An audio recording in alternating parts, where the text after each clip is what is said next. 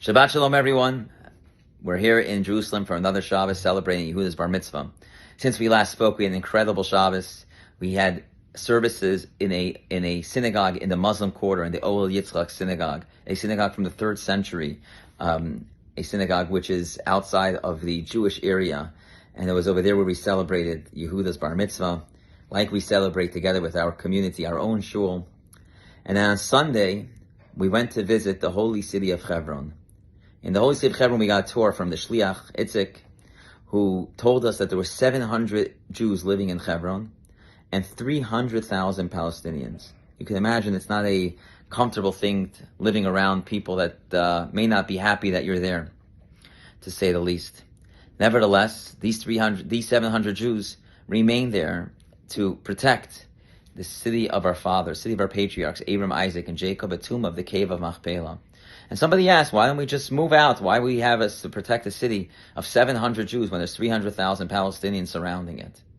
And the answer is very much found in this week's Torah portion. This week's Torah portion, Pinchas ben Elazar ben Aaron HaKohen. Pinchas is known as a zealot, and that's why he's given the lineage. We tell him from the grandson of Aaron HaKohen, and he sees a terrible, immoral act happening in a public way, really celebrating immodesty and immorality among the Jewish people.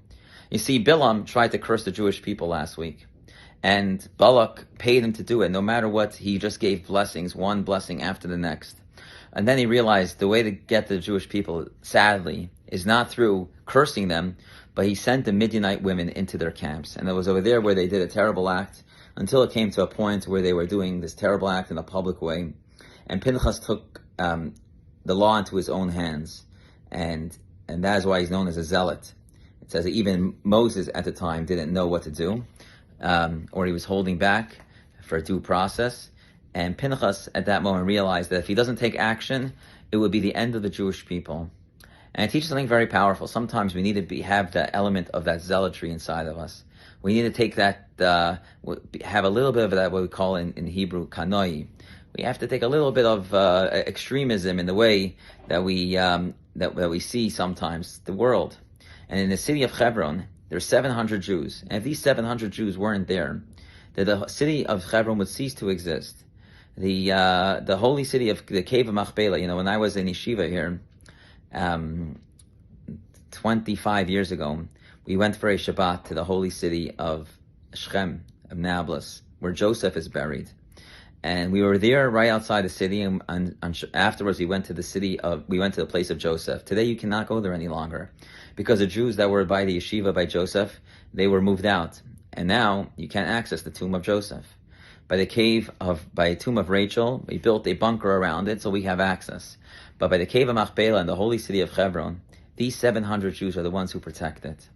And so even though they're surrounded by 300,000 Palestinians, and we have a bunch of bases there, we were there to celebrate together with the soldiers. We came there to celebrate with them. We danced with them for hours.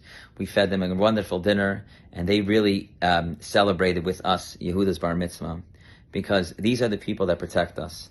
And so as we go into the Shabbos Parshat Pinchas, the Shabbos which we take on the message that sometimes, we are very careful in everything that we do, but sometimes you got to take a leap of faith. Sometimes we got to make that jump and do something that's out of the ordinary. Do something that's not just in our comfort zone.